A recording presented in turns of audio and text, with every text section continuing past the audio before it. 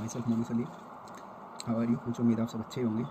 तो day students, आज हम बात करेंगे केमिस्ट्री में क्लास 11 का जो मिक्सचर्स के बारे में हम पढ़ लिए थे कल लास्ट क्लास में। आज उसके बाद हम बात करते हैं एलोट्रोपी, पॉलीमॉर्फिज्म, आइसोमॉर्फिज्म क्या होती है। देखिए एलोट्रोपी क्या होता है, when an element having differ form it's called the allotropes of that element.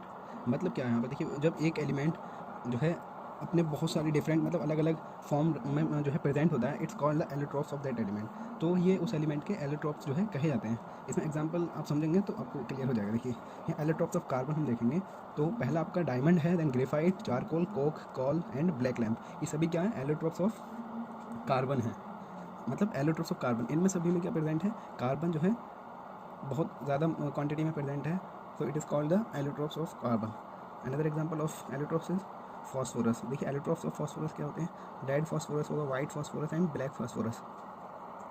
तो ये भी क्या है, डिफरेंट फॉर्म्स हैं फॉस्फोरस की जो एलोट्रोप्स के नाम से जाने जाते हैं। नेक्स्ट देखिए पॉलीमॉर्फिज्म क्या होगा, when one compound having different structure but same molecular formula then it is called polymorphism. देखिए जब एक कंपाउंड डिफरेंट स्ट्रक्चर रखता है बट मॉलिक्यूलर फार्मूला क्या होगा, सेम रहेगा उसका, तो उसको हम क्या बोलते हैं, पॉलीमॉर्फिज्म बोलेंगे।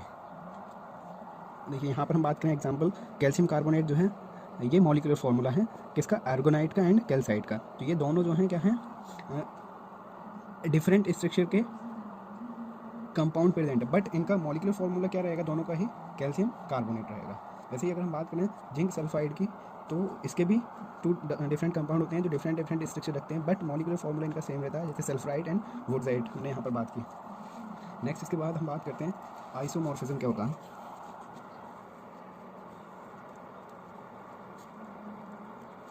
Isomorphism,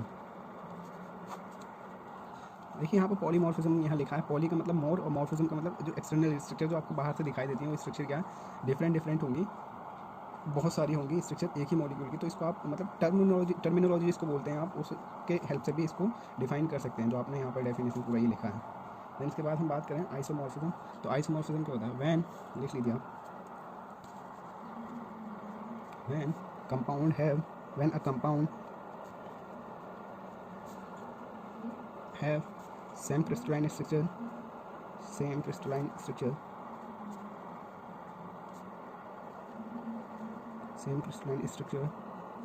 and same number of water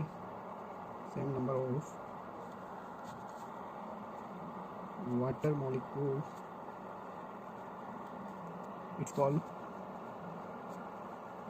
it's called isomorphism।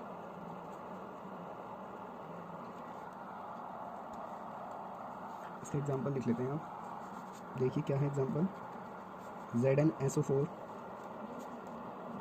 7H2O, FeSO4 7H2O। यहाँ पर इसकी हम बात करें, चार्ज कितना है इधर, +2 -2 +2 है, तो इधर भी -2 होगा। नंबर ऑफ वाटर मॉलिक्यूल कितना है, सेम है दोनों ही कंपाउंड्स में। तो आइसोमॉर्फिज्म में क्या लिखा है, यही है, व्हेन कंपाउंड्स यहाँ पर आनी है, when compounds have same crystalline structure and same number of water molecules, it's called isomorphism।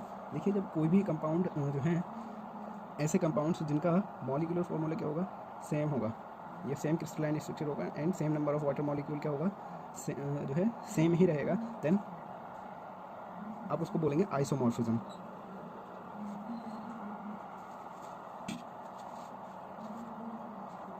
इसके बाद हम बात कर लेते हैं कुछ बेसिक यूनिट्स होती हैं, फिजिक्स में भी आप पढ़ते हैं, लेकिन यहाँ पर भी हम थोड़ा सा इसको डिस्कस कर लेते हैं क्या होती हैं, एक बार देखिए क्या कहते हैं।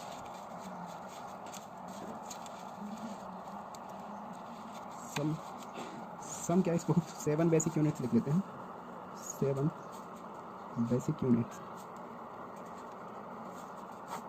कौन कौन सी हैं ये हम भी लिख लेते हैं, आपको समझ में आ जाएगा। आपने फिजिक्स में पढ़ रखी है, 10th में भी पढ़ी होंगी। Length, mass, time, length, mass, time, then electric current,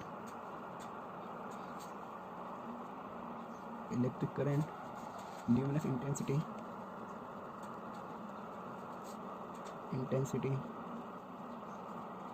and amount of substance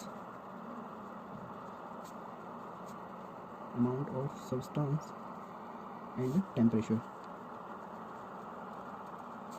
ये क्या है, 7 जो है बेसिक यूनिट्स हैं जो आपको लर्न करनी है। इनके यूनिट्स आपको याद रखनी है, जितने भी ये आपको लिखे गए हैं मेजरमेंट्स हम लिख लेते हैं यहाँ पर। इसके SI यूनिट क्या होंगी एंड CGS यूनिट क्या होंगी, CGS यूनिट क्या होंगी। तो यहाँ पर हम इसको डिफाइन कर देते हैं। देखिए SI यूनिट लेंथ का क्या होगा, मीटर होगा, एंड मास का क्या होगा, किलोग्राम, टाइम का सेकंड हो जाएगा, एंड इलेक्ट्रिक करंट का आपने पढ़ा रखे हैं एम्पियर होगा, एंड ल्यूमिनस इंटेंसिटी आपका हो जाएगा Cadila, and amount of substance का यूनिट मोल रहेगा, एंड टेम्परेचर का यूनिट केल्विन होगा। तो ये आपको याद रखने हैं। तो CGS में क्या होता है, देखिए CGS का मतलब होता है centimetre, gram and second. SI को आप MKS भी लिख सकते हैं। तो यहाँ पर ये हो जाएगा metre, kilogram and second.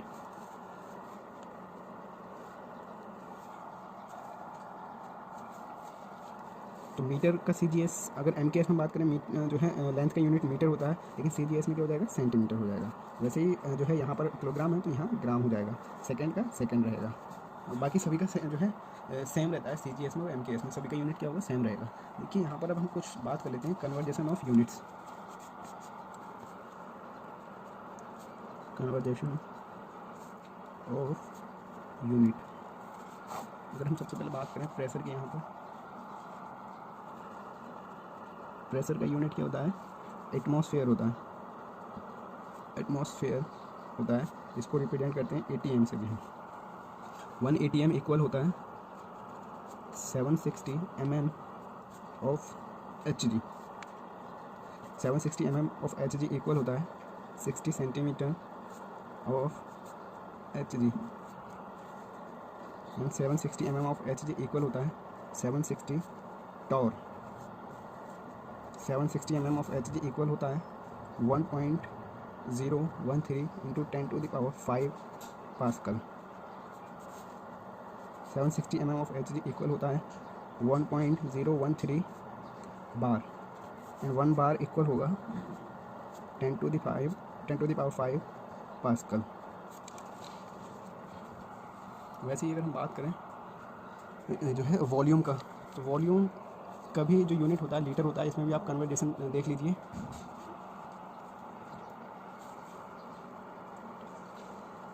Volume का यूनिट क्या होता है, MKS में लीटर होता है। 1 लीटर में कितना ml होते हैं, जो 1 लीटर होता है उसमें ml होते हैं 1000 ml, और 1 ml में 1 ml में 1 सेंटीमीटर क्यूब जो है प्रेजेंट होता है।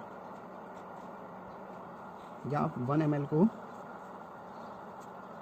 लिख सकते हैं 10⁻³ 1 डेसी को आप किस तरीके से लिख सकते हैं,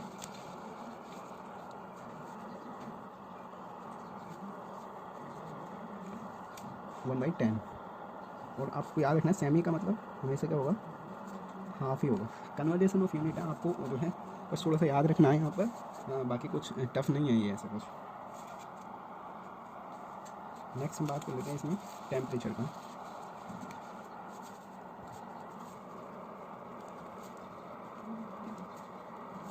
जो टेम्परेचर है उसकी यूनिट क्या जो है होती है वो हम बात करेंगे। देखिए अगर केल्विन में है कोई भी टेम्परेचर में जो है तो वो इस टाइप से होगा 273.15 प्लस डिग्री सेल्सियस,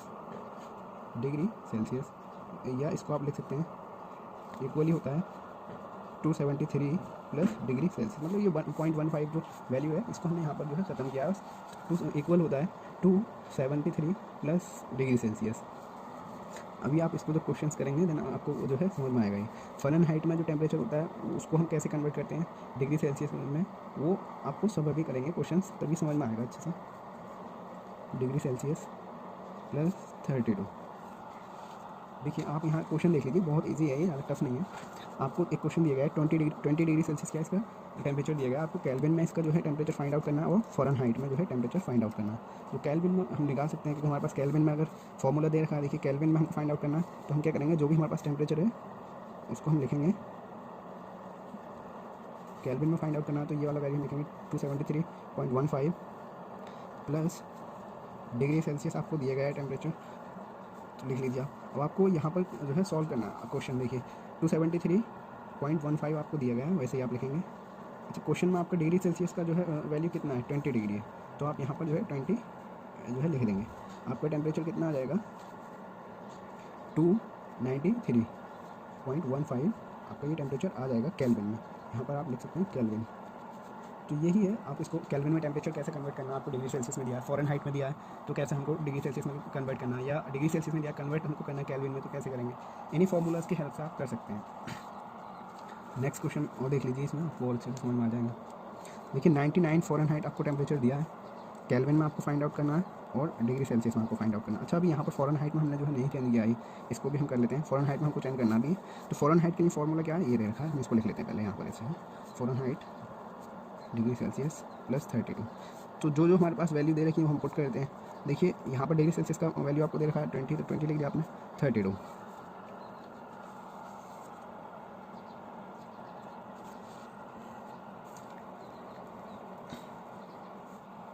देखिए यहाँ पर हम क्या करेंगे, सबसे पहले जो है इसको सॉल्व करेंगे तो आपका आंसर आ जाएगा। यहाँ कर लेते हैं, इसको सॉल्व कर लेते हैं।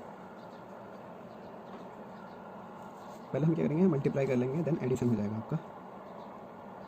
नहीं सॉरी, पहले यहाँ पर हम डिवाइड कर लेते हैं, 32। जो आपका आंसर आएगा 68 डिग्री फ़ारेनहाइट जो आपका आंसर आएगा, टेम्परेचर आ जाएगा।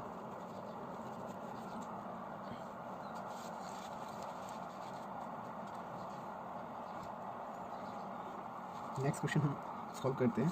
देखिए आपको केल्विन में यहाँ कन्वर्ट करना है तो आप लिख लेते हैं 273.15 प्लस डिग्री सेल्सियस 273 आप लिखेंगे 0.15 प्लस कितना, सॉरी आपको यहाँ पर फ़ारेनहाइट में दिया गया है, तो पहले आप क्या करेंगे, इसको डिग्री सेल्सियस में कन्वर्ट करेंगे। पहले आप इसको डिग्री सेल्सियस में कन्वर्ट करेंगे, देन उसके बाद हम इसको सॉल्व करेंगे। देखिए पहले यहाँ पर जो है हमको डिग्री सेल्सियस का वैल्यू नहीं दिया गया है, फ़ारेनहाइट में दिया गया, तो पहले हम डिग्री सेल्सियस निकाल लेंगे with the help of Fahrenheit का फॉर्मूला। तो यहाँ पर हम कर लेते हैं, देखिए फ़ारेनहाइट आपका होता है 9.5 डिग्री सेल्सियस प्लस 32। फ़ारेनहाइट आपको दिया गया है 99 plus 9 sorry equal 9.5 into degree Celsius आपको फाइंड आउट करना है प्लस 32। तो आप यहाँ पर इसको सॉल्व कर लीजिए। जब आप इसको सॉल्व करेंगे तो कुछ इस टाइप से आएगा, ये डिग्री सेल्सियस 37.2। आपका जो डिग्री सेल्सियस में वैल्यू आ जाएगा 37.2 आएगा। इस वैल्यू को हम यहाँ पुट कर देंगे 37.2, तो आपका आंसर यहाँ पर जो है आ जाएगा 310 डिग्री सेल्सियस, 310.15 केल्विन, सॉरी यहाँ केल्विन आ जाएगा। देखिए आपका डिग्री सेल्सियस में भी आपने जो फाइंड आउट कर लिया आंसर, और जो है केल्विन में भी आपने फाइंड आउट कर लिया। तो यही बहुत ईजी है, बस थोड़ा सा कैलकुलेशन है मैथमेटिकली, बाकी सब ईजी है यहाँ पर। बाकी नेक्स्ट